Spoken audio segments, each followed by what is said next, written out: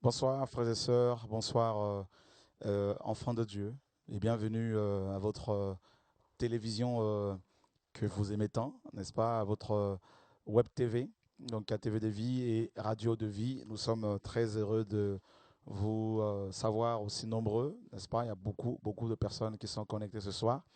Il est 20h40, heure passée, 40 passées, pardon, hors de Paris. Et puis 14h40 passées, heure de Montréal et aussi de la Martinique, de la Guadeloupe, des Antilles. Voilà, nous saluons nos amis qui nous suivent depuis les Antilles. Je pense à ma maman Marthe, ma maman d'adoption. Et, euh, et puis également les frères et sœurs qui nous suivent depuis la Guadeloupe. Je pense à tous ceux qui aiment la vérité et ainsi que nos amis du côté de Montréal. Voilà, Montréal, Ottawa. Voilà, nous pensons à vous. Voilà, donc nous continuons notre série d'enseignements sur la personne de Yeshua. Et je crois que jusqu'à ce temps qu'il revienne, jusqu'à ce qu'il revienne, nous allons, n'est-ce pas, beaucoup parler de lui. Et sur la divinité de Yeshua, Christ, le Messie, Yeshua le Messie, est-il Dieu ou pas? Voilà, donc il y a beaucoup de choses qui se disent sur la personne de Jésus-Christ de Nazareth. Il y en a qui disent qu'il n'a pas existé, d'autres qui disent qu'il était un simple prophète, d'autres disent qu'il était n'est-ce pas, un homme de bien et d'autres encore un brigand. En tout cas, dans la chrétienté, il y a aussi beaucoup de, n'est-ce pas, de divergences. Alors, il y en a qui disent qu'il est simplement fils de Dieu. D'autres encore qui disent non, mais en fait, il est aussi bien fils de Dieu que Dieu lui-même.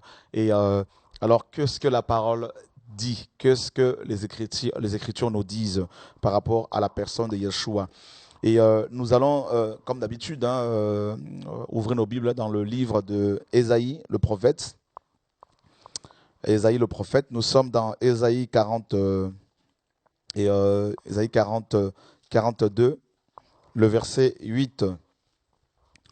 Ésaïe 42, verset 8. Voilà. Donc, et je tiens déjà à nous rappeler que Yeshua, le Messie, a deux natures, bien sûr. Et quand il était sur terre, il était 100% homme, n'est-ce pas? On le verra tout au long de cette semaine. Et il était en même temps 100% Dieu. Voilà. Donc, d'où justement un peu cette confusion qu'il y a dans la chrétienté par rapport à sa divinité. Est-ce qu'il est Dieu? Est-ce qu'il n'est pas plutôt fils de Dieu? Et voilà. Donc, ça prête un peu à confusion, cette double nature de Yeshua. Et voilà. Donc, et c'est vrai que quand on regarde un peu les aspects de Yeshua, les caractéristiques de sa personne, par exemple, la Bible le présente comme étant le lion de la tribu de Juda et en même temps comme étant l'agneau de Dieu. Alors vous voyez mes amis, si vous prenez rien que ces deux caractéristiques, n'est-ce pas, ces deux attributs, parce que le lion nous parle de la justice et l'agneau nous parle de la douceur, de l'amour, de l'innocence, n'est-ce pas? Donc vous voyez que ces deux attributs peuvent aussi porter à confusion parce que vous ne pouvez pas mettre ces deux animaux, le lion et l'agneau, dans une même pièce parce qu'il y en a un qui va être, n'est-ce pas, déchiré par l'autre. Donc le lion va forcément, n'est-ce pas, manger l'agneau. Donc vous voyez que Yeshua, n'est-ce pas, possède ces deux, n'est-ce pas, attributs. Voilà. Donc, et c'est tout à fait normal parce qu'il est Dieu, justement. Donc, s'il est à la fois lion et agneau, il est à la fois Dieu et homme. Donc, cela n'est pas du tout, mes amis, anti-biblique. Et alors, dans Ésaïe 42, au verset 8, Dieu dit, je suis Yahvé, c'est là mon nom, et je ne donnerai pas ma gloire à un autre, ni mon honneur aux idoles. Donc, Dieu, le Créateur, parle au prophète Ésaïe et ainsi à la nation juive, et il dit que son nom est Yahvé. D'autres versions nous disent Jéhovah. Voyez, c'est là mon nom, c'est là mon nom, Yahvé. Alors, c'est quand même incroyable de voir à quel point, dans toutes les Écritures, Dieu insiste sur son nom. Rappelez-vous bien dans Exode chapitre 3, au verset 12 à 14 là-bas, Moïse va recevoir une puissante visitation du Seigneur. En fait, Dieu va lui demander d'aller carrément en Égypte pour libérer les Hébreux. Et Moïse lui posera la question, c'est vrai ce que tu me dis d'aller libérer ton peuple, mais si jamais il me demande, mais quel est son nom? Et Dieu lui dira, ben, tu leur diras que celui qui s'appelle Je suis m'envoie vers vous.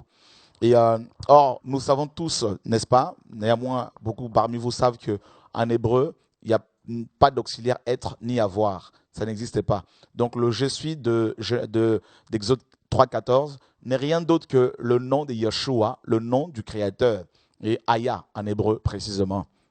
Voilà. Donc, et puis, Dieu, justement, dans toutes les Écritures, n'a pas cessé, n'est-ce pas, de révéler son nom aux hommes. Et il dit que son nom est, n'est-ce pas, Yahvé. Son nom est Yahvé. Et en même temps, il dit qu'il ne va pas donner sa gloire aux idoles. Donc, parce que malheureusement, les Hébreux avaient souvent tendance, n'est-ce pas, à, n'est-ce pas, mélanger, n'est-ce pas, le culte du véritable Dieu avec les cultes, les divers cultes païens, tels que les divinités comme Baal, Astarté, Malcolm, tout ça. Donc, il y avait toute une panoplie de divinités païennes qui, n'est-ce pas, étaient, comment dire, adorées par les Hébreux, malheureusement, quand ils sont arrivés à Canaan. Donc, Yahvé était devenu une des divinités pour les Hébreux. Donc, il était compté parmi les multiples divinités qu'ils adoraient. Et Dieu insiste ici par Ésaïe en disant que je ne suis pas une idole, je ne suis pas, n'est-ce pas, une divinité comparable aux démons, en fait, qui sont adorés, en gros, mais mon nom à moi est Yahvé. Voilà. Et puis, on sait que Yahvé est le nom de Dieu qui a été le plus utilisé, n'est-ce pas, le plus révélé dans toutes les Écritures, de Genèse, n'est-ce pas, à Malachie. Vous verrez que le nom de Yahvé est le plus utilisé. Plus de 6000 fois, son nom a été révélé aux enfants d'Israël. Il a été révélé dès la Genèse là-bas, n'est-ce pas, l'Éternel Dieu créa l'homme, par exemple. Vous voyez, lors de la création de l'homme, et c'est là que Dieu a commencé à révéler le nom de Yahvé aux humains, aux hommes. Donc, Yahvé met l'accent sur la puissance, n'est-ce pas? Donc, quand Dieu révélait son nom là, il faisait allusion également à la puissance, n'est-ce pas, créatrice, n'est-ce pas? Donc, qu'il possède. Donc, c'est le Dieu glorieux, c'est le Dieu tout-puissant. Et puis, dans Ésaïe toujours, mes amis, et dans Ésaïe 43, cette fois-ci, et verset 10, « Vous êtes mes témoins, dit Yahvé, vous et mon serviteur que j'ai choisi, afin que vous le sachiez, que vous me croyiez et compreniez que c'est moi. Avant moi, il n'a point été formé de Dieu, et après moi, il n'y en aura point. C'est moi, moi qui suis Yahvé, et à part moi, il n'y a point de sauveur. » Donc Dieu continue, n'est-ce pas, en disant qu'il est le seul sauveur. Il n'y en a pas d'autre. Frère, vous pouvez ne pas me croire quand je vous parle de la part des hommes, mais par contre, quand Dieu vous parle, quand Dieu parle, mes amis, il faut vraiment le croire. Parce qu'il ne peut pas mentir. Dieu, n'est-ce pas, est la vérité. Dieu a la vérité. Si Dieu, dans Ésaïe ici, dit qu'il n'y a point d'autre sauveur que lui, ça veut dire qu'il y a un seul sauveur et son nom c'est Yahvé. Alléluia. Donc, il s'est révélé, n'est-ce pas, de Genèse à Malachie, il s'est révélé comme étant El Elyon, par exemple, avec Melchisedec à Abraham. Comme Yahvé Rapha avec Moïse, celui qui guérit, n'est-ce pas? Comme Yahvé qui pourvoit avec Abraham, comme Yahvé Jiré toujours. Vous voyez? Mais il s'est révélé également comme étant Yahvé, le Dieu tout-puissant, le Dieu véritable, El Shaddai, le Dieu tout-puissant. Et par contre, sous la grâce, vous allez voir que les données avaient changé. Yahvé lui-même s'était carrément incarné. Mais regardez, il a dit que les Hébreux allaient être ses témoins. Vous voyez, ses témoins. Et puis il disait également ici que avant lui, il n'y avait point de Dieu. Donc en gros, littéralement, il n'y avait pas d'avant Dieu. Parce qu'il a toujours existé. Il a toujours été là. D'où son nom, justement, Yahvé. Yahvé signifie celui qui existe par lui-même. N'est-ce pas? C'est ça la définition de ce nom-là. Celui qui n'a pas de commencement de vie et n'aura pas de fin de vie. Voilà. Et il dit qu'il est le seul sauveur. Le seul sauveur. Et c'est important de le signifier. Il est le seul sauveur. Le seul Dieu capable de sauver, de secourir, de guérir, de soigner. N'est-ce pas? Alors, le mot sauveur ici, c'est vraiment Yasha, n'est-ce pas? Yasha qui donne salut, secours, n'est-ce pas? Secourir, et sauver, délivrer, protéger. Vous voyez, ça veut dire beaucoup de choses. Hein? Donc, dans le mot sauveur ici, vous avez le secours, vous avez la protection, vous avez le salut, vous avez la guérison. C'est un pack, un package dans lequel vous avez tout un tas de choses, quoi. Vous avez la protection, la délivrance, la guérison, tout ça, là. La sûreté, la sécurité, la protection, n'est-ce pas? Tout ça. Et il dit qu'il est le seul, j'insiste, sauveur. Mes amis, oh, Dieu est grand, Dieu est magnifique. Et on a lu la dernière fois Luc chapitre 1er. Dans Luc chapitre 1er,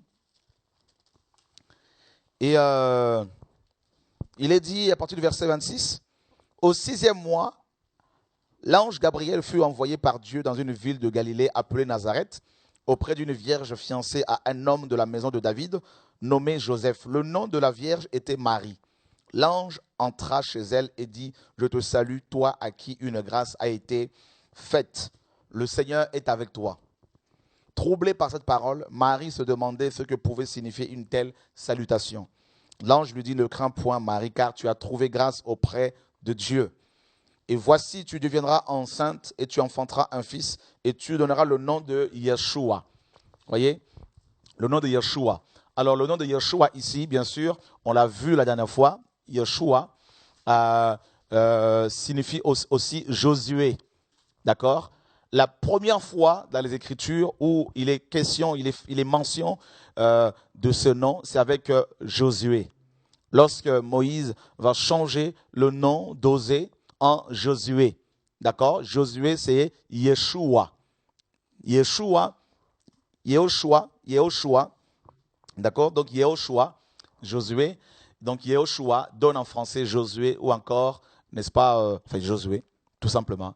Et en grec, Yehoshua a été traduit par Jésus et Jésus a donné en français Jésus. D'accord? En fait, le nom de Jésus en français vient du grec Jésus. D'accord? Et Jésus vient de l'hébreu Yehoshua. Et Yeshua donne en français Josué. Voilà. Donc, le premier homme à avoir, n'est-ce pas, révélé le nom de Yeshua dans les Écritures, c'est Moïse. Et, n'est-ce pas, cela n'est pas le fruit du hasard, parce que Moïse était le prophète de la délivrance, le prophète de l'Exode, le prophète qui était suscité pour libérer les Hébreux, n'est-ce pas, de l'emprise de Pharaon. Donc vous voyez que c'est Moïse maintenant qui reçoit la révélation de la part du Saint-Esprit que un jour Dieu allait se révéler, n'est-ce pas, sous le nom de Yeshua, Josué. Et mes amis, donc l'ange Gabriel dit à Marie ici qu'elle allait être enceinte, qu'elle allait tomber enceinte et donner naissance 9 mois après à un enfant qu'elle nommerait, n'est-ce pas, Yehoshua. Hein? Yehoshua. Et il sera grand et sera appelé fils du Très-Haut et le Seigneur Dieu lui donnera le trône de David son père. Frères, mes amis, écoutez bien. Alors, vous dites, il y en a qui disent que Jésus n'est pas Dieu, il est seulement fils de Dieu. On l'a vu la dernière fois. Mes amis, un coq ne peut engendrer qu'un coq. Un canard donne naissance au canard. Un chien donne naissance au chien. Vous savez, c'est clair, une chienne ne peut pas donner naissance à des chats. Si cela arrivait, je suis sûr et certain que le monde entier allait en parler. Voyez, et c'est clair. Donc, Dieu ne peut engendrer que Dieu. C'est tellement évident. Rien que ce verset-là nous prouve que Jésus est Dieu. Parce qu'on a dit qu'il allait être appelé fils de Dieu. Vous et moi, nous sommes des fils et des filles de Dieu, mais pas de la même manière que Jésus-Christ. Nous avons été adoptés. Vous comprenez la différence? Donc, nous avons été adoptés, vous et moi. Mais nous avons des pères biologiques. Nous sommes issus des semences physiques humaines. Mais Jésus est issu de la semence divine.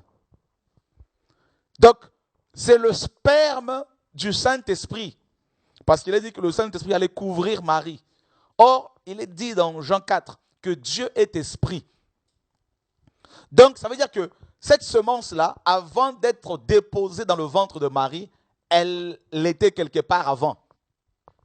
La semence qui a, n'est-ce pas, engrossé, n'est-ce pas, qui a mis enceinte Marie, cette semence-là a connu une préexistence.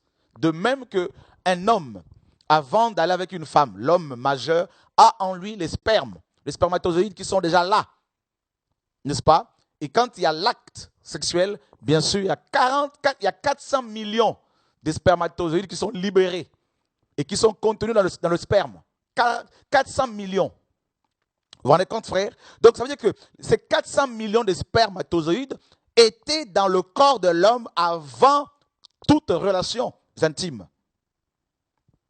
De même qu'avant que le Saint-Esprit ne couvre Marie, eh bien, la semence, Yeshua, était dans le Père. C'est la semence de Dieu. Vous voyez, la semence d'un homme est humaine. La semence de Dieu est Dieu. Alors, comment prouver que cette semence-là a existé avant d'être déposée dans le ventre de Marie?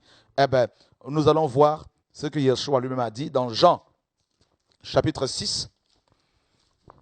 Nous continuons cette semaine sur la divinité de Yeshua. La semaine prochaine, si Dieu permet, on parlera de l'humanité de Yeshua. Jean chapitre 6, verset 62.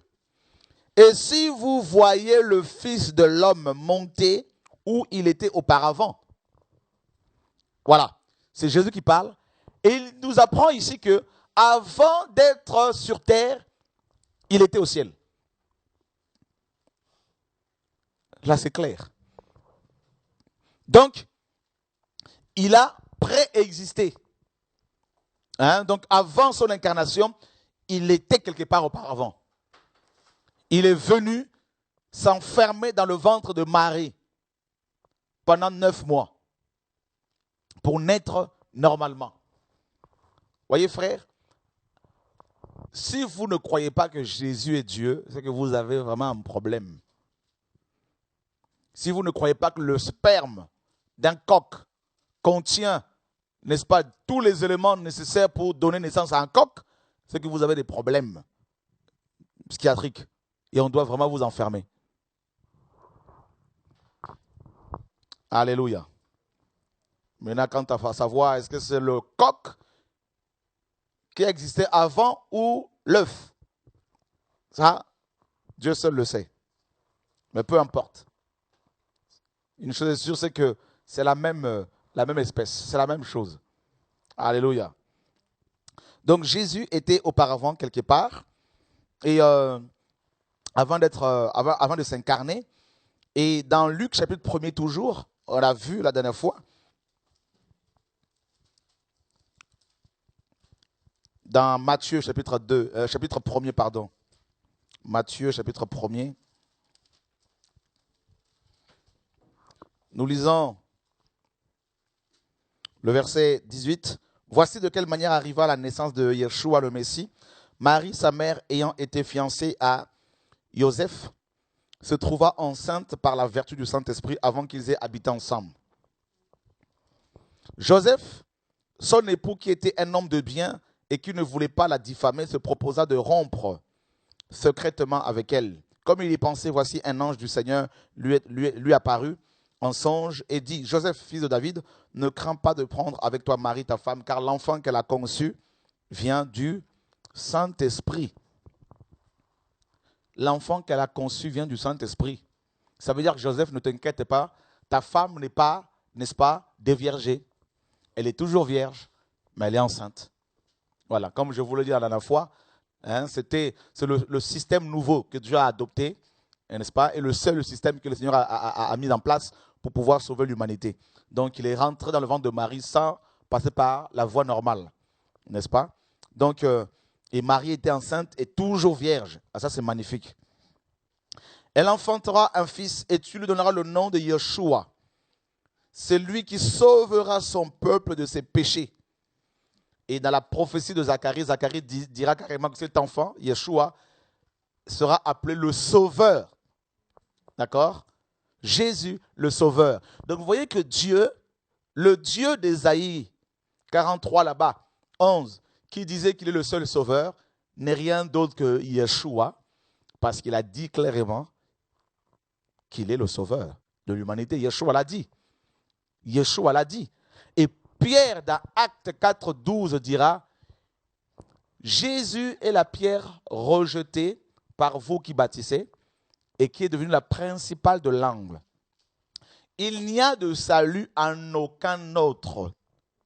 Littéralement, il dit, car aucun autre nom nous est donné sous le ciel par lequel nous devions être sauvés. Et ça, c'est terrible.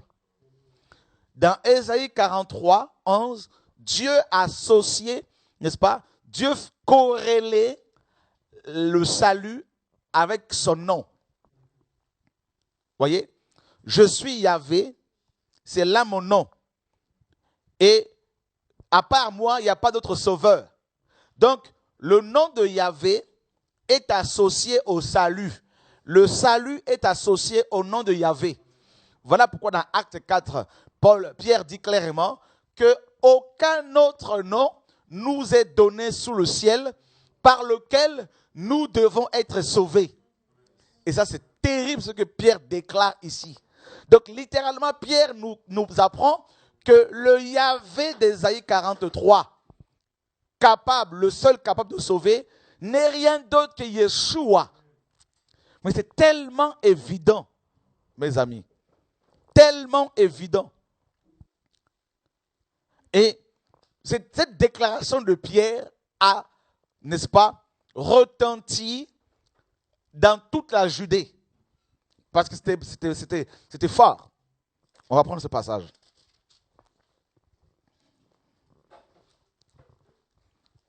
Acte 4, 11. Jésus est la pierre rejetée par vous qui bâtissez et qui est devenue la principale de l'angle. Il n'y a de salut en aucun autre. Et Dieu l'a dit dans Ésaïe 40. Vous ne voyez pas qu'il y a une corrélation entre Acte 4, n'est-ce pas, 11 et Acte 4, 11 à 12 et Ésaïe 43, 11. Il y a une corrélation. Yahvé sauve. Yeshua sauve. Voyez, frère? Et il n'y a de salut en aucun autre, car il n'y a sous le ciel aucun autre nom qui ait été donné parmi les hommes, par lequel nous devions être sauvés. C'est tellement clair. C'est sans commentaire. D'accord? Maintenant, allons voir autre chose encore. Allons dans Ésaïe 40. Concernant la divinité de Yeshua. Ésaïe 40. Verset 10. Voici, le Seigneur Yahvé vient avec puissance, et de son bras il commande. Voici, le salaire est avec lui, et les rétributions le précèdent. On nous dit ici que Yahvé, Adon, vient. Et les rétributions le précèdent. D'accord? Ça, c'est terrible, ça. On associe les récompenses au retour de Yahvé. N'est-ce pas? Allons voir maintenant ce que Yeshua a dit dans Apocalypse chapitre 22. Oh frère, Yeshua est Dieu. Nous allons défendre sa divinité jusqu'à à la dernière goutte de notre sang. Bah oui frère, c'est ça la parole. Nous sommes dans Apocalypse 22. Vous allez voir frère ce que Yeshua dit ici. Verset 12. Voici, je viens bientôt, et ma rétribution est avec moi pour rendre à chacun selon son œuvre. Mais frère, c'est tellement évident. Il y a une autre corrélation entre, n'est-ce pas, Ésaïe 40, 10 et Apocalypse 22, mes amis, 12. Vous avez vu? Il y a une corrélation. Dans Ésaïe 40 là-bas, il est dit que Yahvé vient.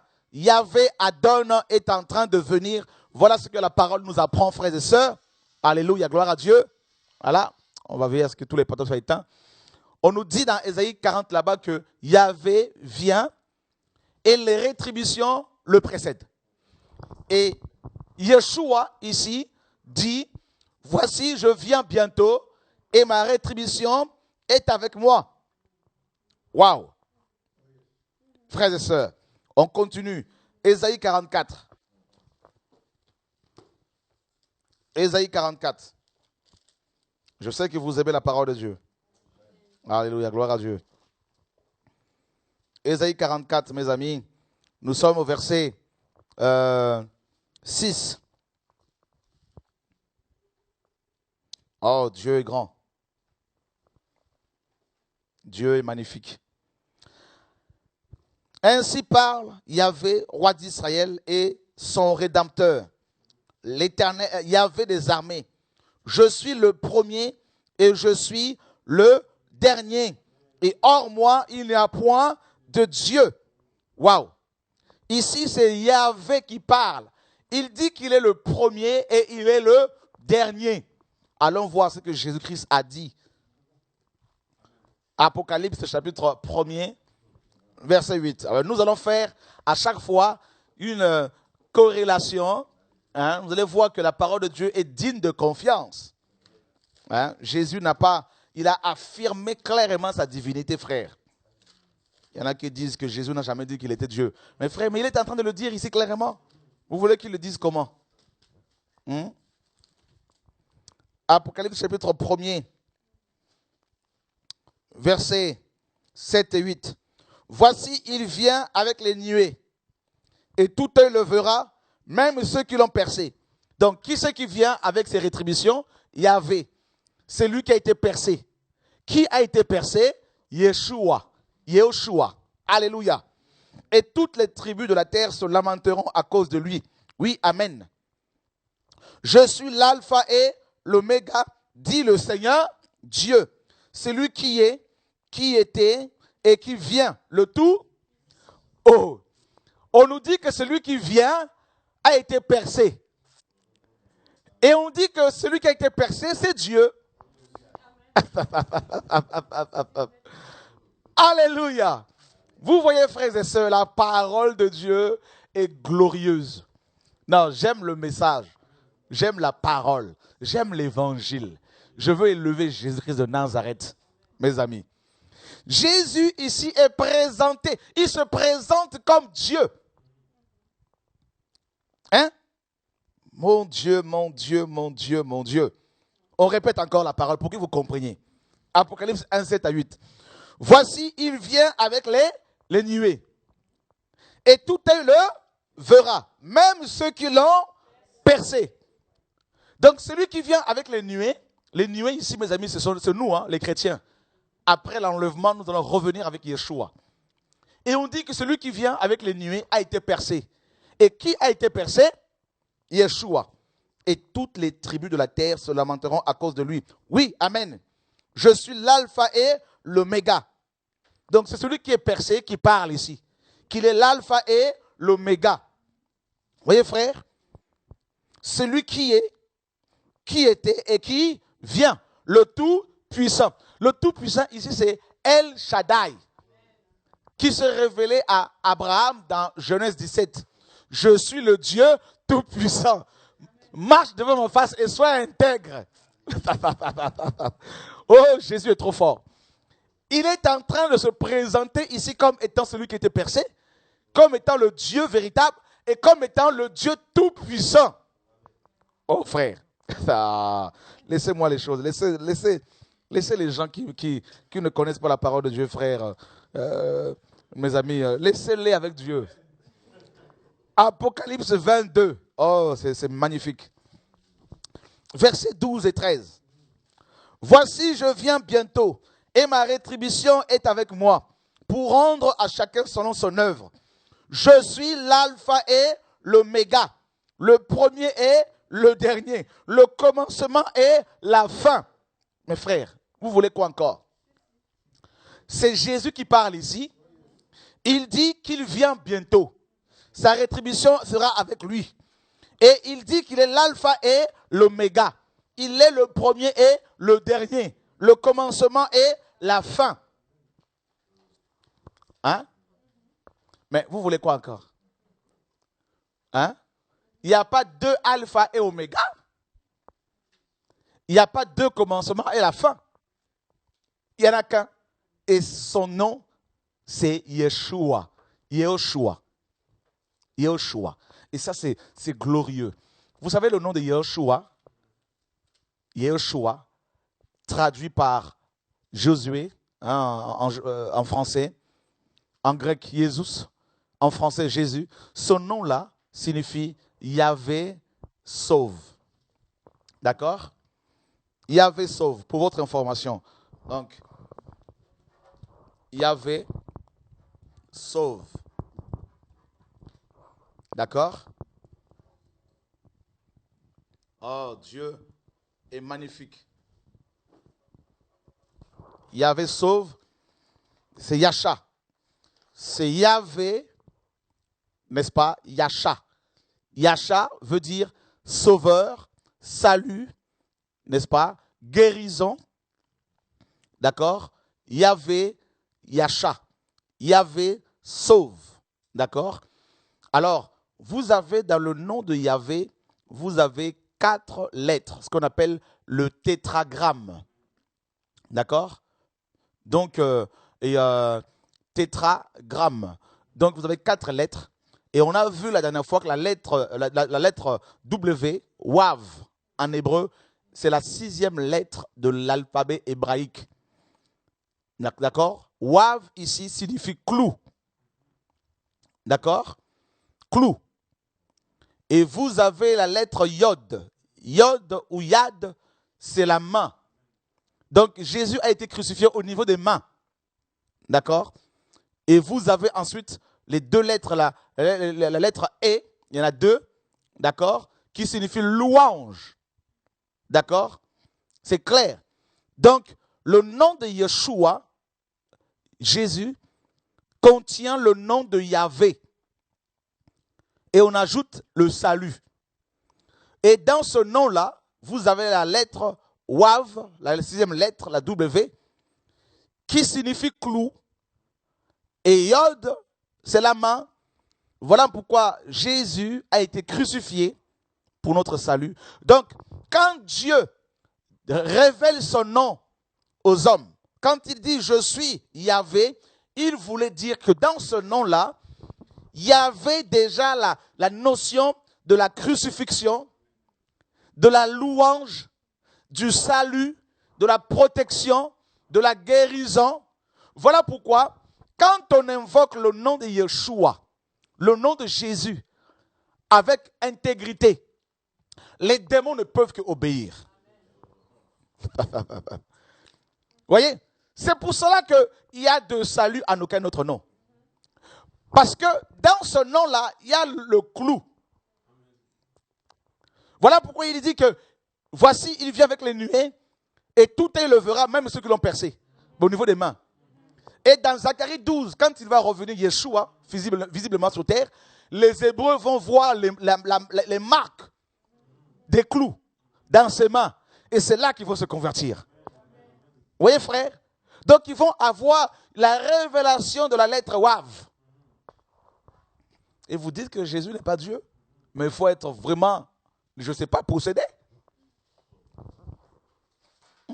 Vous pouvez être pasteur et possédé. Comment un prédicateur qui utilise la Bible peut-il nier la divinité de Jésus-Christ de Nazareth? Frère. Et ça, c'est, il faut, je ne sais pas, il faut être malade. Ça, c'est terrible. Regardez, Apocalypse 22, mes amis, ce n'est pas fini. Hein? Nous allons faire plusieurs corrélations, ce n'est pas fini. Apocalypse 22. Vous savez, quand Jésus dit qu'il est l'alpha, l'alpha dérive de la lettre Aleph. Aleph, c'est le bœuf du sacrifice. Donc, quand Yeshua dit qu'il est l'alpha, l'agneau de Dieu a été immolé dès le commencement, dès la fondation du monde. C'est le bœuf du sacrifice. Donc, mes amis, il faut Dieu est tout-puissant, Yeshua est tout-puissant, Yeshua est Dieu. Et regardez dans Apocalypse 22. Regardez. Le verset 6. Et il me dit, ces paroles sont certaines et véritables. Et le Seigneur, le Dieu des esprits des prophètes, a envoyé son ange pour montrer à ses serviteurs les choses qui doivent arriver bientôt. On apprend ici que Dieu a envoyé son ange pour témoigner auprès des gens les choses qui allaient venir.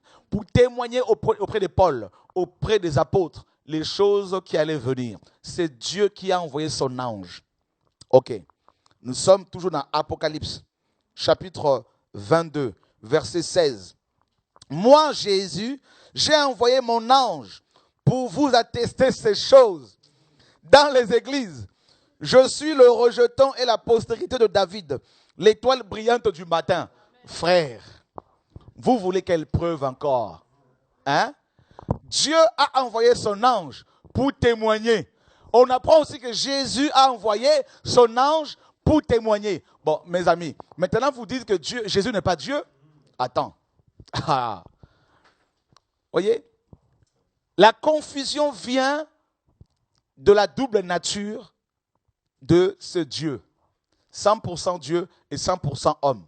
Alors voilà pourquoi quand on lit les passages qui parlent de son humanité, on peut être confus et on peut se dire, mais oui, mais là, on met plus l'accent sur son humanité, il parle au Père, alors comment cela est-il possible?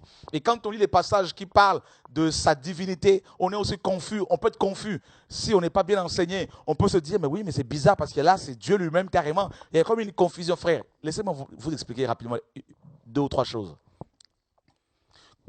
Expliquez-moi maintenant, frère, le rapport entre l'eau et le feu. Jésus est l'eau de vie. Jésus est le feu. La Bible dit que notre Dieu est un feu dévorant. D'accord? Maintenant, expliquez-moi. Le feu et l'eau. Si vous mettez ces 2 éléments ensemble, il y en a un qui sera éteint par l'autre. Mais bizarrement, avec Jésus, les 2 cohabitent ensemble. Vous voyez?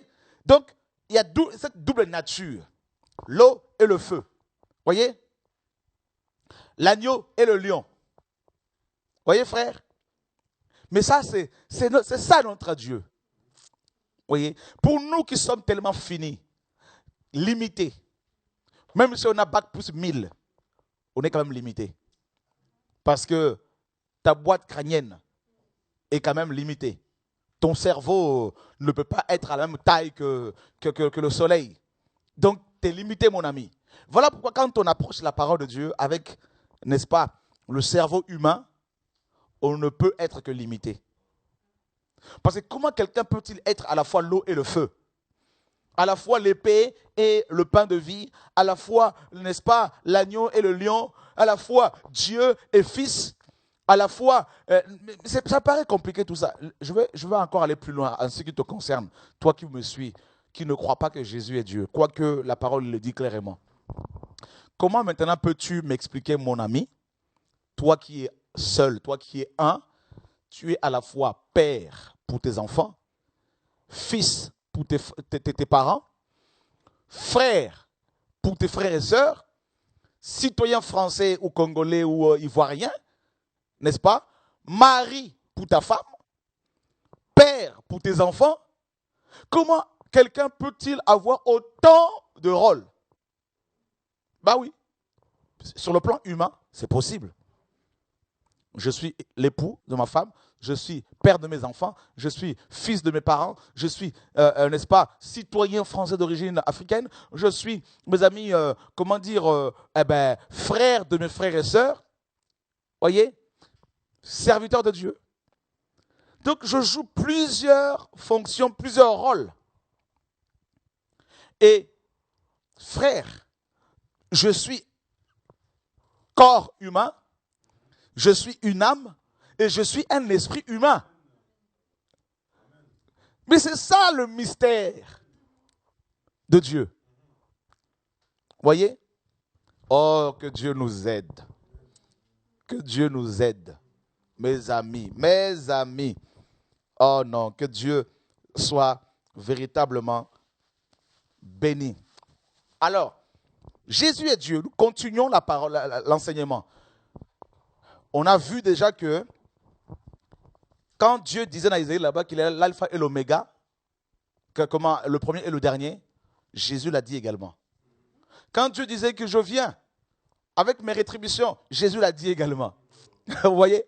Quand Dieu disait je suis le seul sauveur, Jésus l'a dit également. Vous voyez? Donc, il n'a fait que répéter les prophéties des prophètes qui l'ont précédé. C'est tout. C'est tout. Et maintenant, allons voir dans Jean.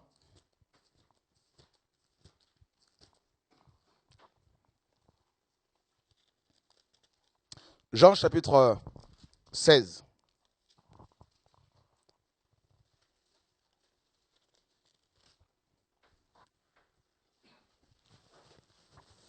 Versets 29 et 30. Ses disciples lui dirent, « Voici maintenant tu parles ouvertement et tu n'emploies aucune parabole.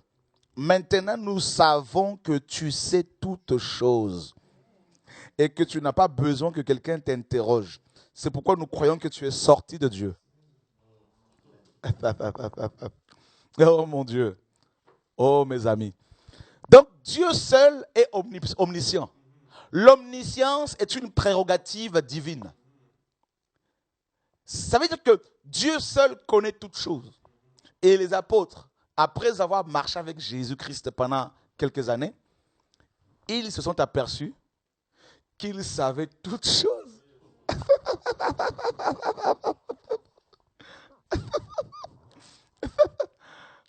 Mais Ésaïe ne savait pas toutes choses.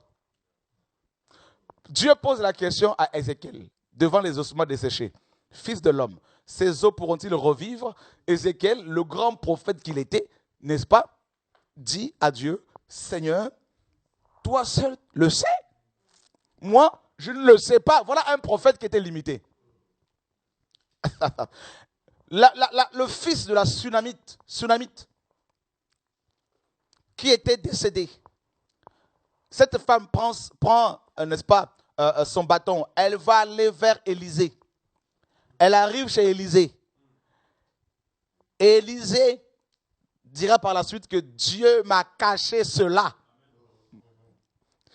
Mais comment cela était-il possible alors qu'Élisée était un grand prophète? Mais quant à Yeshua, les apôtres ont dit, tu sais toutes choses. Allons voir dans Jean, chapitre 1er.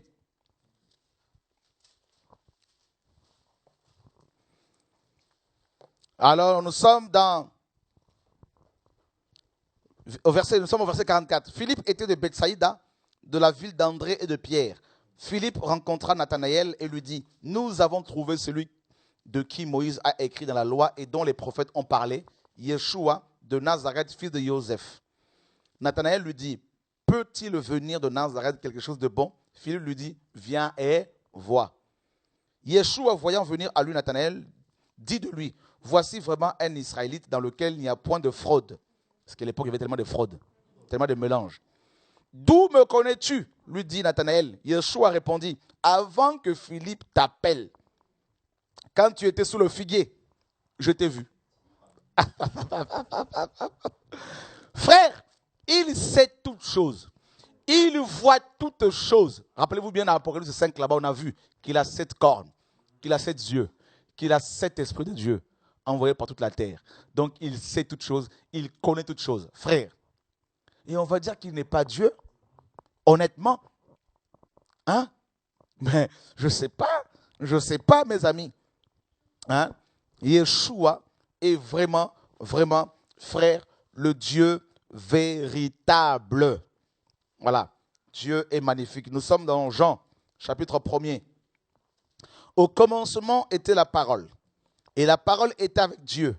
Et la parole était Dieu. Ok. Alors les témoins de Jéhovah ont mis un petit D. Un D minuscule. Ils ont mis d'abord le premier hein, au commencement était la parole. Et la parole était avec Dieu. Le premier Dieu, on a mis un D majuscule. Et quand au verset 2, et la parole était Dieu, donc la fin de la phrase, et la parole était Dieu, donc le deuxième Dieu là, on a mis ça en minuscule. Mais ceux qui n'ont pas compris, c'est que dans le grec, hein, théos, c'est théos. Il n'y a pas un grand T ou un petit T dans le grec, ça n'existait pas. Ça, c'est qu'en français. Hein? Bah oui, frère. On veut nous manipuler tout ça avec la langue française. Mais la Bible, le Nouveau Testament n'était pas écrit en français. Voilà. Donc, au commencement était la parole. Et la parole était avec Dieu. Et la parole était Dieu. Bon, frère, écoutez bien. Écoutez bien. Si vous voulez être honnête, si nous voulons vraiment, n'est-ce pas, utiliser la grammaire, utiliser l'orthographe, utiliser, mes amis, la langue française, la manier bien comme il faut, nous admettrons que ici, là, ce n'est pas du français. Parce que comment quelqu'un peut-il être avec quelqu'un et en même temps, il est ce quelqu'un-là? Comment une personne peut être une personne et en même temps avec cette personne-là? C'est ça le mystère de la parole de Dieu. N'allez pas, ne rabaissez pas Dieu au niveau de la langue usuelle, vernaculaire, au niveau de la langue française. Non, frère. Non, il ne faut pas la baisser au niveau de nos langues, au niveau de nos discours. Ça, là, les langues vernaculaires ont été utilisées simplement pour nous faire comprendre à peu près les mystères du royaume des cieux. Mais ces langues sont trop pauvres. Voyez? Au commencement était la parole. D'accord? Et la parole était avec Dieu. Et la parole était Dieu. La parole était avec Dieu. On va dire ceci. Au commencement était le micro. Au commencement était le micro. Le micro était avec le micro. Et le micro était le micro.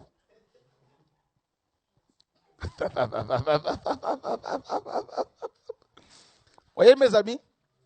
Alléluia. C'est pour cela que Jésus a dit que je suis l'alpha et l'oméga, le premier et le dernier. C'est-à-dire la parole qui était au commencement. La Bible dit, elle était au commencement avec Dieu. Mais frère, vous avez pris, il y a comme un jeu de mots ici. Au commencement était la parole. La parole était avec Dieu. Donc, quand on dit que la parole, quand on dit que, Benito est avec Chora, sur le plan humain, ça veut dire que Benito n'est pas Chora. Mais dans le langage de Dieu, ce n'est pas pareil. Ici, on dit qu'au commencement était la parole. La parole était avec Dieu. Et la parole était elle-même Dieu. Et on vient encore, c'est comme une boucle. Hein? On recommence encore. Elle était au commencement avec Dieu. Frère, les psychiatres, les psychologues, quand ils lisent la Bible, ils sont choqués. Ils se rendent compte que leur science là, ils se disent mais non, mais c'est pas possible. Ils vont se dire, c'est comme si Paul ou Jean étaient, n'est-ce pas, avaient des problèmes mentaux.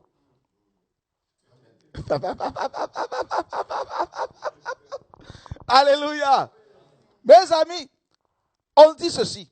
Toutes choses ont été faites par elle. Et rien de ce qui a été fait n'a été fait sans elle. Écoutez, rien de ce qui a été fait, rien de ce qui a été créé, n'a été créé sans elle. Donc si Jésus a été créé, ça pose un problème. Parce qu'on apprend que c'est lui qui a tout créé. Or, il est dit que toutes les créatures, c'est lui qui les a créées. Aucune créature n'a été créée sans lui. C'est lui qui a tout créé. Donc s'il a été créé, ça pose un problème. Parce que le créateur n'a jamais été créé. Oh my God, alléluia. Non, non frère, c'est magnifique. Jean 1 ici va couper la tête de tous les faux prophètes. Oh mon Dieu, j'aime la parole, l'épée de la parole de Dieu. On va répéter encore le verset 3. Toutes choses ont été faites par elle. Et rien de ce qui a été fait n'a été fait sans elle. Frère, c'est tellement clair. Comment maintenant vous allez dire que Jésus-Christ a été créé? Parce que c'est lui qui a tout créé. Et on dit que toute créature a commencé, obtient enfin toutes les créatures ont pour auteur, pour, n'est-ce pas, origine, Yeshua. Pour créateur, Yeshua. Donc Yeshua est le créateur. En elle était la vie, et la vie était la lumière des hommes. La lumière luit dans les ténèbres, et les ténèbres ne l'ont point reçue. Il y eut un homme envoyé de Dieu, son nom était Jean. Donc on va dire ceci, il y eut un homme envoyé de Dieu, or Dieu est la parole. Or la parole, en elle était la lumière. Donc Jean a été envoyé par la parole. Il vint pour servir de témoin, pour rendre témoignage à la lumière, afin que tous croient par lui. Il n'était pas la lumière, mais il parut pour rendre témoignage à la lumière. Cette lumière était la véritable lumière qui, en venant dans le monde, éclaire tout homme. Elle était dans le monde, et le monde a été fait par elle. Et le monde ne l'a point connue. Donc c'est cette lumière-là qui a créé le monde. Elle est venue chez les siens, et les siens ne l'ont point reçue. Mais à tous ceux qui l'ont reçue, à ceux qui croient en son nom, on dit que cette lumière a un nom. Elle a donné le pouvoir de devenir enfants de Dieu, lesquels sont nés non du sang, ni de la volonté de la chair, ni de la volonté de l'homme, mais de Dieu. Et la parole. Frère, je vais vous couper la tête ce soir. Je vais couper la tête avec l'épée de l'esprit, attention. De tous les faux prophètes. De tous les faux enseignants.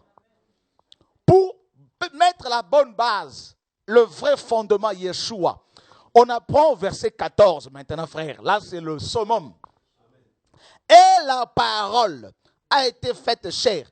Au commencement était la parole. Et la parole était avec Dieu. Et la parole était Dieu. Donc, cette parole qui est Dieu, s'est faite chair. Mais pourquoi vous allez dire que Jésus n'est pas Dieu? Hein? Oh, mes amis. Mes amis. Et la parole a été faite chair.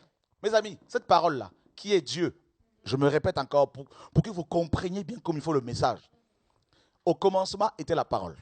La parole était avec Dieu et la parole était Dieu. C'est ce que Jean 1 nous dit. 1:1. Et on apprend au verset 14 que cette parole qui est au commencement, qui est avec Dieu, qui est Dieu lui-même, cette parole s'est faite chair. Mais c'est ça la divinité de Yeshua. Dieu s'est incarné. Dieu a été manifesté en chair, selon 1 Timothée 3, 16 là-bas. Dieu a été, 4, 16, Dieu a été manifesté en chair. Frère, mais c'est tellement évident. Et la parole a été faite chair. Et elle a habité parmi nous. Mais c'est ça, Emmanuel, Dieu parmi nous. Mes frères, ça c'est Esaïe, mes amis. Vous voulez quoi encore? Hein? Vous voulez quoi encore, frère? Ce n'est pas Bouddha qui est Dieu, mes amis. Ce n'est pas, je ne sais pas quelle divinité, ce n'est pas Shiva.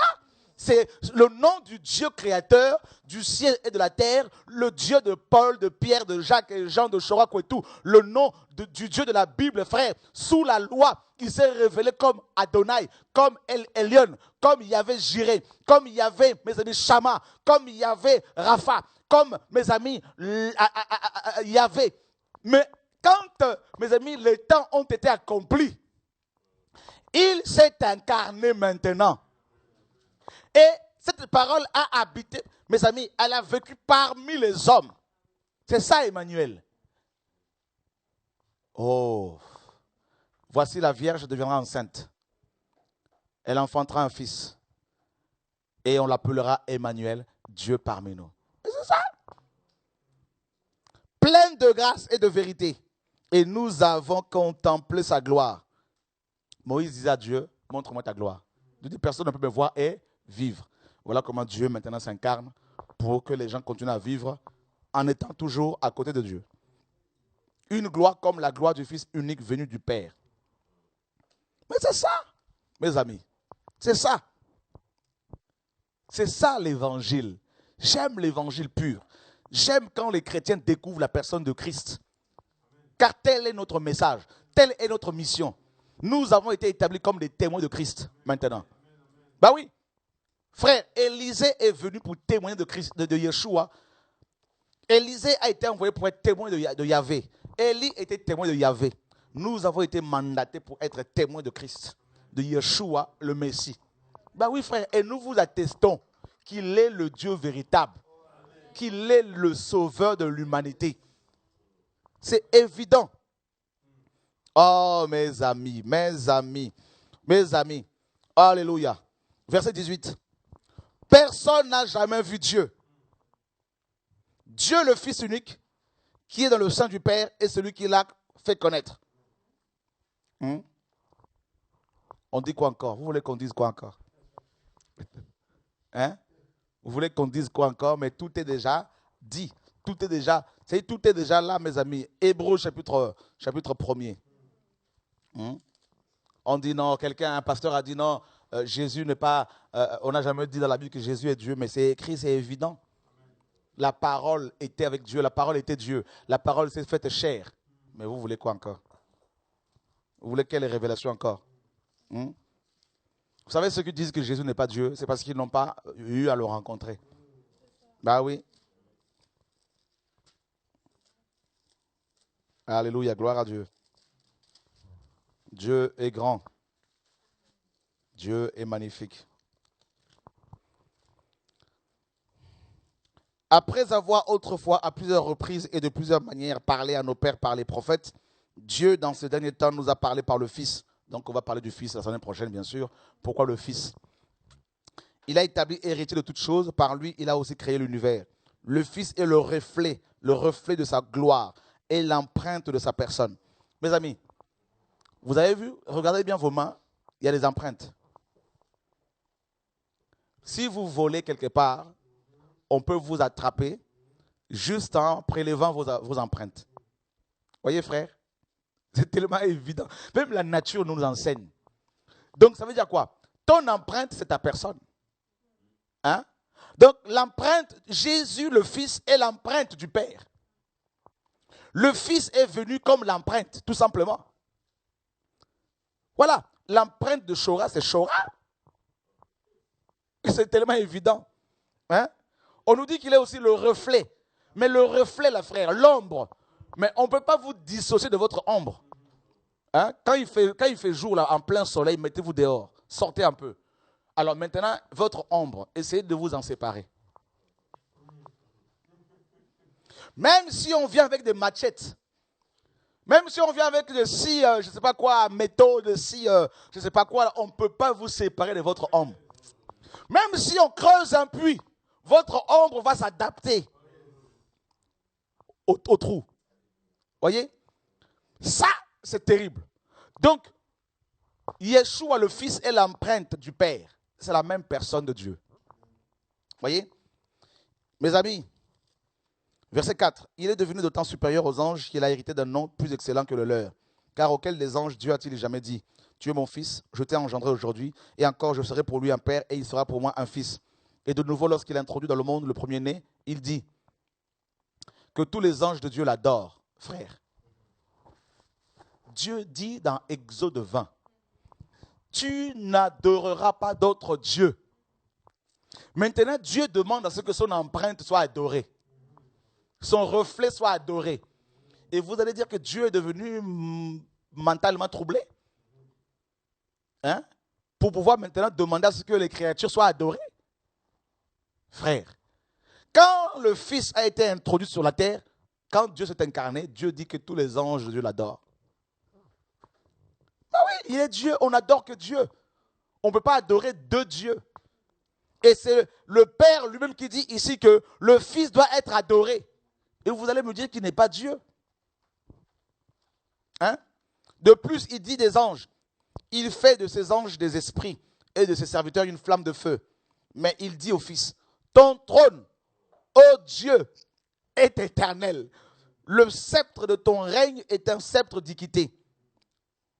Tu as aimé la justice et tu as haï l'iniquité. C'est pourquoi, ô Dieu, ton Dieu t'a oint d'une huile de joie au-dessus de tes collègues. Frère, alors Hébreu ici, l'épître, n'est-ce pas, aux Hébreux a donné encore une bonne, mes amis, claque aux anti-divinités de Yeshua. Hein? Là, carrément, le Père dit que tous les anges l'adorent. Parce que Satan ne veut pas que Christ soit adoré. Hein? Et il est dit ici, le Père dit quoi? Le Père dit, oh Dieu, ton trône est un trône éternel. Frère, qui d'autre que Yahvé peut avoir un trône éternel? Parce qu'il n'y a pas deux trônes, il n'y en a qu'un. Et là, en plus, le Père lui-même dit, c'est pourquoi, oh Dieu, ton Dieu.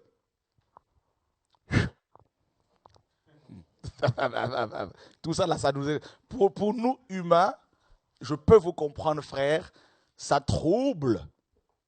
Oh Dieu, ton Dieu t'a oint d'une île. Oh là là, Seigneur, mais qu'est-ce qui se passe ici, là? C'est trop compliqué tout ça pour nous, frères. Mais en tout cas, c'est ça la parole. Jésus est Dieu. Le Dieu véritable. Parce que si vous ne connaissez pas le nom de votre Dieu, vous allez vous faire avoir. Oh oui, mes amis.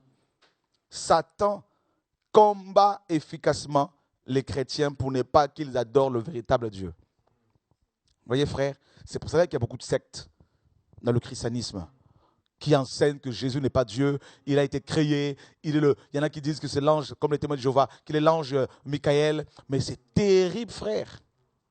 Quand l'ange Michael va disputer le corps de Moïse dans Jude 9, il dira que le Seigneur te réprime.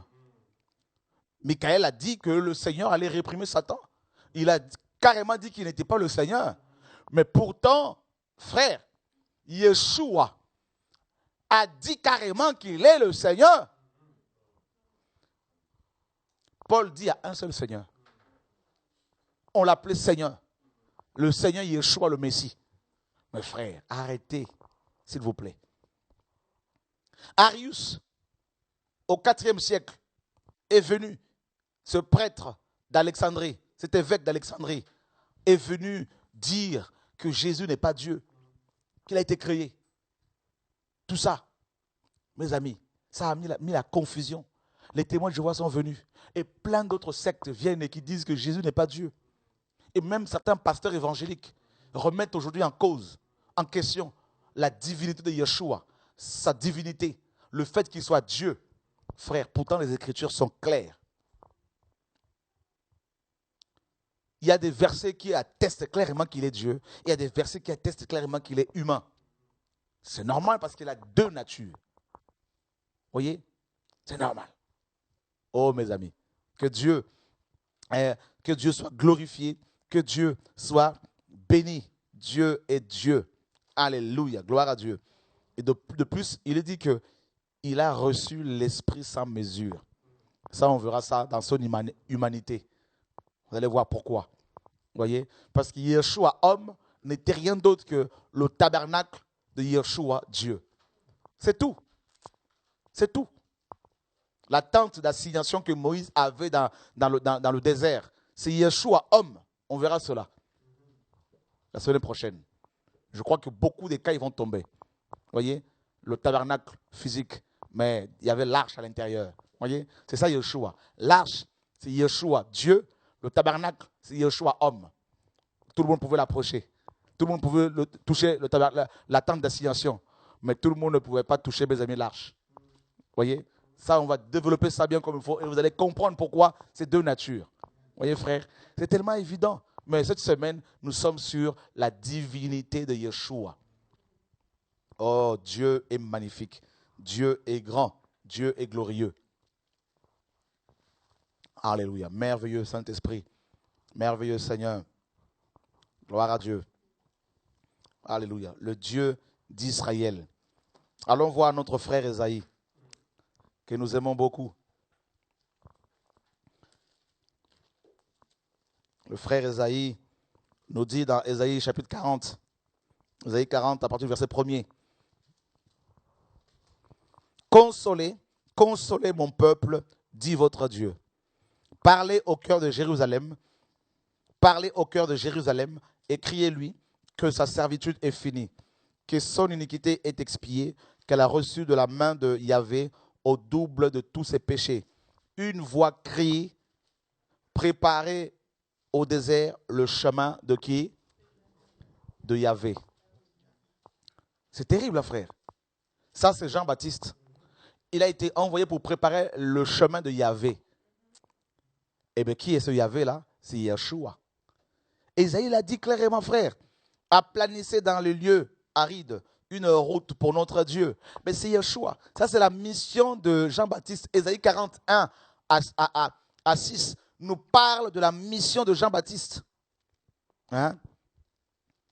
Que toute vallée soit exaucée, que toute montagne et toute colline soient abaissées, que les coteaux se changent en plaine et les défilés étroits en vallons. Alors la gloire de Yahvé sera révélée. Au même instant, toute chair la verra, car la bouche de Yahvé a parlé. Une voix crie, une voix dit, crie, et il répond, que crierai-je? Que toute chair est comme l'herbe, et tout son éclat comme la fleur des champs. Ouais, ouais, vous avez vu le ministère de Jean-Baptiste ici. Il était envoyé pour préparer le chemin du Dieu véritable. Voyez, mes amis, demain, nous allons décortiquer certains passages du livre de Zacharie, parce que Zacharie a aussi beaucoup parlé sur la divinité de Yeshua. Hein, vous allez voir que demain, vous allez voir que Yeshua, en tant que Dieu, connaît le jour de sa venue. Et Zacharie nous en parle. Vous voyez, frère? Donc, on va étudier demain le livre de Zacharie et nous allons sortir la divinité de Yeshua là-dedans. N'est-ce pas? Pour prouver dans ce livre-là que Yeshua est véritablement Dieu. Aujourd'hui, nous avons travaillé un peu, avant-hier et ce soir, on a travaillé un peu le livre d'Ésaïe. Vous voyez, on va utiliser plusieurs livres comme ça prophétiques. Donc, vous voyez, on peut prendre, il y a quoi? Il y a 66 livres pratiquement hein, dans la Bible. Hein. La Bible contient 66 livres. Et si nous voulons, mes amis, prendre chacun de ces livres-là, eh bien, il faut compter au moins 66 ans. Parce qu'avec un seul livre, nous pouvons pendant un an parler de Yeshua. Voyez? Pour parler de Yeshua. Parce que chaque livre, n'est-ce pas, nous donne une, n'est-ce pas, facette précise, spécifique de la personne de Yeshua. Chaque livre révèle, n'est-ce pas, une des facettes de la personne de Yeshua, Yeshua en tant que Dieu et Yeshua en tant qu'homme. Vous voyez, mes amis, que Dieu soit glorifié, que Dieu soit magnifié, que Dieu soit élevé. Alléluia. Dieu est magnifique. Magnifique. Magnifique. Yeshua est Dieu. Soyez encouragés. Soyez fortifiés. Je sais que les écailles de frères et sœurs tombent de plus en plus. Alors, il y a juste, on a juste 5 minutes. Si vous avez des questions à poser, et vous qui nous suivez depuis chez vous, vous pouvez nous appeler sur le fixe de TV de vie ou de la radio de vie. Et je ne sais pas si l'équipe technique peut faire défiler sur l'écran d'ordinateur le numéro fixe de TV et radio de vie. Alors mon frère Arthur, c'est possible de l'avoir aussi en même temps que je puisse le balancer. Alors je crois que c'est le 09, le numéro fixe. Voilà, on va me le... Voilà, le numéro fixe de TV de vie. Je crois qu'il y a des gens qui veulent appeler pour éventuellement poser une ou deux questions. Et on va finir par là. Dieu, Dieu de gloire, Dieu tout-puissant. Dieu est magnifique. Alléluia. Satan n'aime pas le message sur la divinité de Yeshua. On a vu dans Colossiens 1, Colossiens 2,9, hein, en lui habite corporellement toute la plénitude de la divinité. C'est tellement clair, c'est tellement évident. Voilà. Donc, ouais. Alors, c'est le 01. Oui. 60. Je crois que ce numéro a changé, non? Donc, le 01 60 79 14 65. Voilà. Je crois que c'est plus le 09 50, quelque chose comme ça, parce que l'autre ligne ne marche pas. Alors, je ne sais pas si Elodie qui est là-bas peut nous donner le numéro fixe d'ici. Voilà. Ok, c'est pas grave, que Dieu soit béni. En tout cas, et, soyez fortifiés. Le 01, mon frère, tu ne marche plus, logiquement. Donc, c'est le 09, non, normalement. Voilà. Bah, c'est... Voilà. Donc, Elodie, est-ce que vous n'avez pas le numéro fixe de VDV? Merci Seigneur. Merci Seigneur. En tout cas, si vous avez le numéro, vous pouvez nous appeler, hein, pour éventuellement nous poser une ou enfin vos questions. Sinon, n'oubliez pas, ce samedi, nous sommes à Bras de Fer pour une réunion de réveil. Voilà. On va prendre le téléphone. Je sais que les gens sont... Allô, bonsoir. Allô.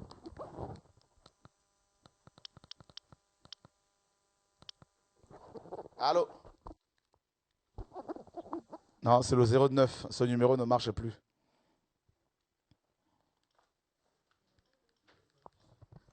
Voilà. Donc, sinon, vous nous appelez sur un portable, hein. Voilà. Donc, ouais. Le 06 25 81 08 22. Voilà. Ce numéro ne marche plus. Allô. Voilà. Ce téléphone ne marche plus. Ah, oui, mais ça ne répond pas. En fait, le combiné a un problème depuis. Voilà, on va prendre ici. Voilà. Alors, pour le parleur, on va mettre le parleur. On va mettre le parleur, hein. Alléluia, merveilleux Seigneur. Donc, le 01, mes amis, ne marche pas. Allô? Oui, allô? Ah, c'est bon. Oui, bonsoir. Allô? Oui, bonsoir. Donc, le numéro, c'est le 09. 09, c'est bon, là? Le numéro, c'est le 09 50. Oui. Voilà. 09 50 40 50 45. Parfait, merci. Merci beaucoup. Donc, je répète, 09 50 40 50 45. Parfait. Au revoir. Au revoir. Voilà, nous avons quelqu'un là sur le portable. Allô, bonsoir. Oui, bonsoir. Oui. Allez-y. Allô?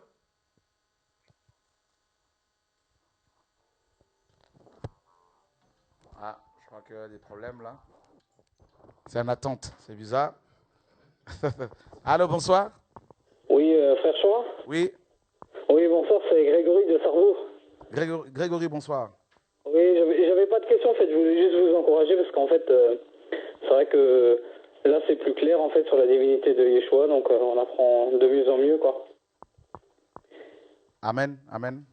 Ouais, ça fait plaisir quoi, parce que ça on n'apprenait pas dans les assemblées, donc... Malheureusement, Satan a réussi à pervertir l'évangile dans nos assemblées, à voiler la vraie parole, le vrai message sur la personne de Christ, malheureusement. Et c'est vraiment important de se déformater et puis de pouvoir apprendre correctement quoi. Amen. En tout cas, bon courage et bonsoir à tout le monde là-bas. Bah merci. Hein. Je passerai le bonjour de ta part à Anna et Monique. Merci. Merci, au revoir. Et puis aux autres. Au revoir. Voilà. Donc, que le Seigneur soit béni. Alors, je ne sais pas s'il y a une question. S'il n'y en a pas, On se retrouve demain soir, 20h30, heure de Paris. Et demain... Voilà. Allô, bonsoir. Et allô, bonsoir, frère Chora. Oui. Oui, en fait, c'était juste pour, j'appelais juste pour vous encourager par rapport au message, parce que c'est tellement limpide, c'est tellement clair et c'est tellement glorieux par rapport à la divinité de Jésus. Et j'avais écouté également un enseignement que vous avez donné, alors c'était à Kinshasa en 2009, sur Jésus-Christ, le mystère révélé, où là tu es carrément rentré en fait dans les 7 dispensations. Et c'était une pensée que j'avais, ça serait bien en fait que ce message remonte sur Direct de Vie. Il date de 2009, c'était à Kinshasa, donc tu avais parlé des 7 âges et tu avais démontré en fait avec la parole que Jésus était bien révélé en fait depuis Genèse. Donc, Amen. On va retrouver ce message en tout cas. Mais en tout cas, ça va être mon prochain livre. Hein, donc, la révélation qui va sortir en fait d'ici la fin de l'année. Dont le titre est La révélation de Yeshua. Et là, je parle effectivement de cet âge. Hein, donc, voilà. Amen. Gloire au Seigneur. Voilà. Merci, frère. Au revoir. Au revoir. Voilà. Donc nous avons quelqu'un ici.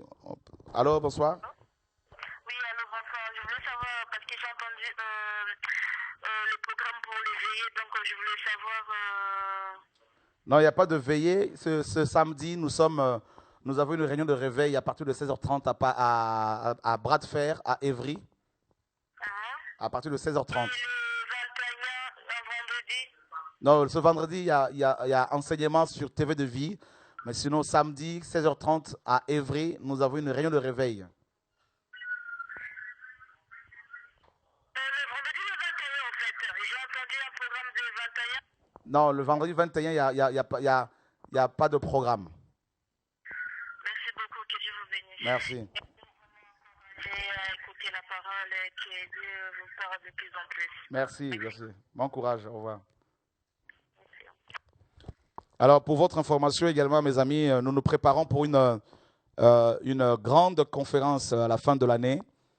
Nous sommes en train de voir pour prendre des locaux qui peuvent contenir 2000 personnes. Donc, nous vous donnerons tous les détails dans les prochaines semaines et en décembre, n'est-ce pas? Comme la conférence qu'on a faite en 2008, Église où es-tu? Et en 2009, la captivité de l'évangile. Et en 2005 également, Église influente ou influencée. Eh bien, nous allons réitérer ce programme. On a cela à cœur d'ici la fin de l'année. Et donc, on vous donnera toutes les précisions dans les prochaines semaines.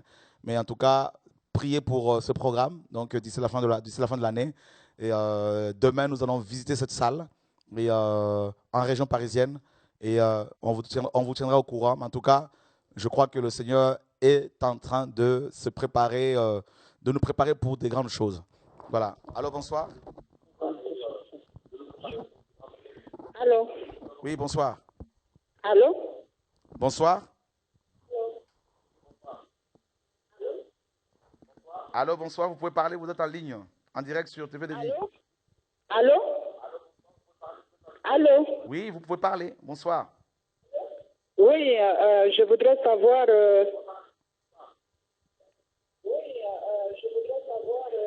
S'il vous plaît, comment faire en ce qui concerne la prière? Qui est-ce que nous devons prier? Qui il faut prier? Oui, Jésus ou Dieu? Ben, Jésus, Dieu, c'est la même chose.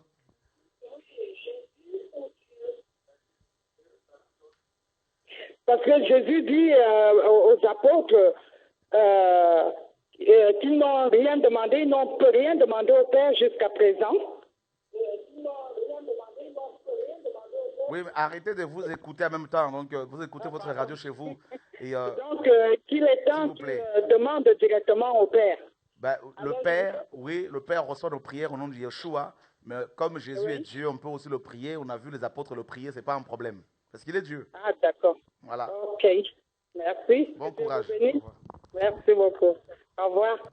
Parce que c'est vrai qu'il y a beaucoup de chrétiens qui ne savent pas qui prier, comment prier. On en parlera également, vous inquiétez pas. Et on en parlera, ça, il n'y a pas de souci, tout au long de cette formation sur la divinité et l'humanité de Yeshua. Donc voilà. Et alors, on a une personne de l'Angleterre. Allô, bonsoir. Oui, bonsoir. J'appelle de Londres et j'ai une question sur l'enseignement de ce soir. D'accord. C'est par rapport au verset 18 qui dit que personne n'a jamais vu Dieu. D'accord. Alors, je suis d'accord et je comprends clairement que Jésus-Christ est Dieu.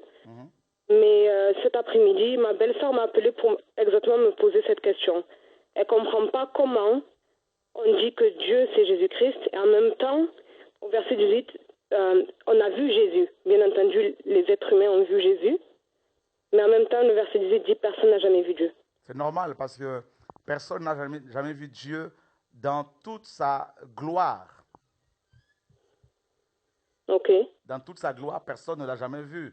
Maintenant, Jésus-Christ, homme, on le verra la semaine prochaine, était comme, comment dire, le tabernacle de Moïse qui cachait l'arche. Ok. Voilà, tout simplement. Donc, toute la plénitude de la divinité habitait en Jésus-Christ, homme.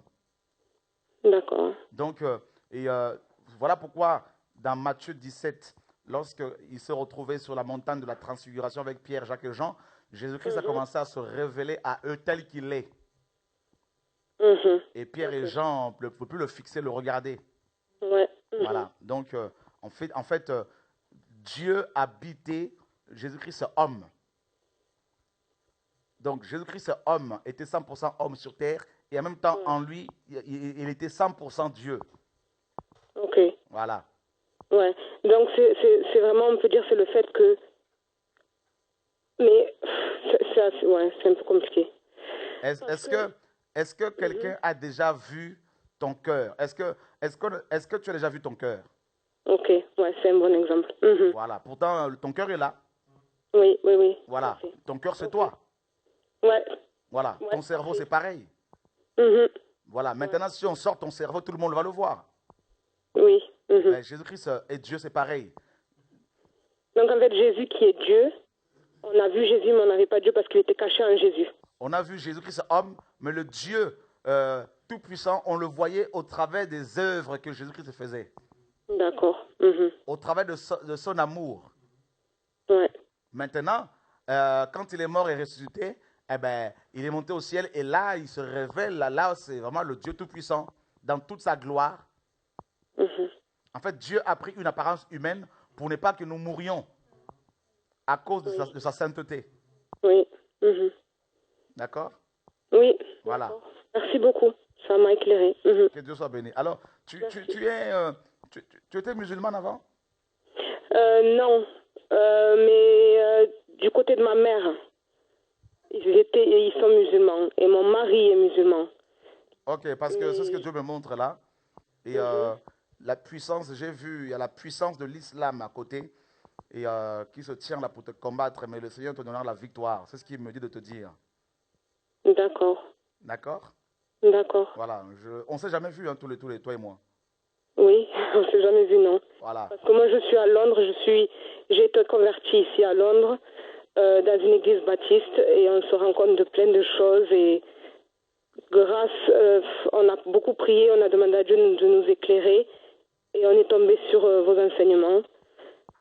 Et voilà, on est là en train d'essayer de savoir où se diriger maintenant. Ben, nous avons un groupe de frères qui prient à Londres là-bas. Tu veux qu'on te donne leur adresse? Oui, s'il vous plaît. Ouais, ça serait vraiment bien. Ok, ben, attends, on va prendre ton numéro et puis on va te rappeler. Hein? D'accord, merci. Tu prends son numéro là? Prends son numéro. Voilà. Waouh, mes amis, Dieu est magnifique. Je voyais vraiment la puissance de l'islam à côté d'elle là. Le Seigneur est magnifique. En tout cas, mes amis, soyez fortifiés, soyez encouragés. Et cette semaine, c'est l'enseignement de la parole. Et demain, si Dieu permet, on pourra voir un tableau ici. L'équipe va nous préparer un tableau avec un feutre. Et connectez-vous nombreux demain. On va continuer l'enseignement sur la personne de Yeshua, la divinité de Yeshua. Et on va développer le livre du prophète Zacharie, le prophète qui est sorti de l'exil babylonien. Et c'est un prophète qui a reçu beaucoup de révélations par rapport à Yeshua. Et puis après, on va, peut-être vendredi, si Dieu le permet, on va rentrer dans le prophète Ézéchiel, n'est-ce pas? Et là, on va découvrir encore Yeshua, le Dieu véritable, si Dieu le permet. Et voilà, donc on va faire parler les prophètes, n'est-ce pas? Et puis voilà, donc que Dieu soit béni. Donc on se retrouve demain. et 20h30 heure de Paris. Et priez beaucoup pour nous, pour l'œuvre que le Seigneur fait ici et là. Il y a beaucoup de miracles que le Seigneur opère. Et ce samedi, il y aura certainement une femme qui viendra de Bruxelles pour témoigner d'une guérison miraculeuse que le Seigneur lui a accordée. Un frère m'a appelé pour m'en parler avant-hier. J'étais dépassé. Dépassé, mais de chez le dépassé. Cette femme, on lui a mis carrément, je crois qu'une espèce de prothèse dans son genou. Et elle devait être opérée, tout, mais elle va elle-même témoigner de ce qui s'est passé en regardant seulement une vidéo d'un enseignement que Dieu m'avait donné à partager avec les frères et sœurs lors d'un programme de réveil à Bruxelles. L'onction est tombée sur elle, un démon est sorti et guéri instantanément. Le médecin même ne comprend plus rien. Et je demandais si c'était possible qu'elle vienne samedi. Et si jamais elle me suit ce soir, j'aimerais vraiment que tu viennes pour qu'ensemble, ce samedi à 16h30, nous puissions, n'est-ce pas, élever, glorifier Yeshua qui fait des miracles.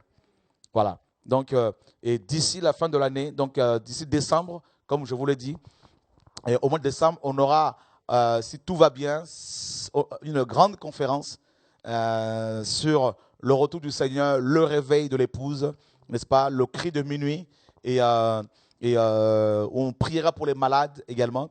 Donc, ça va être samedi et dimanche. On n'a pas encore les dates. Demain, nous allons visiter la salle de près de 2000 places. Alors, si vous avez à cœur de prier pour ce programme, n'hésitez pas. Si vous voulez soutenir ce programme financièrement, n'hésitez pas non plus. On vous donnera toutes les coordonnées pour pouvoir le faire. Voilà. Donc, nous allons ensemble, frères et sœurs, cette année-là, proclamer haut et fort le retour de Yeshua pendant que le monde attend l'accomplissement de la prophétie du calendrier de Maya. Eh bien, nous allons proclamer le retour du Seigneur autrement. Au nom de Yeshua. À demain, 20h30, heure de Paris. Amen. Ah, il y a quelqu'un d'Angleterre là-bas, là. Bon.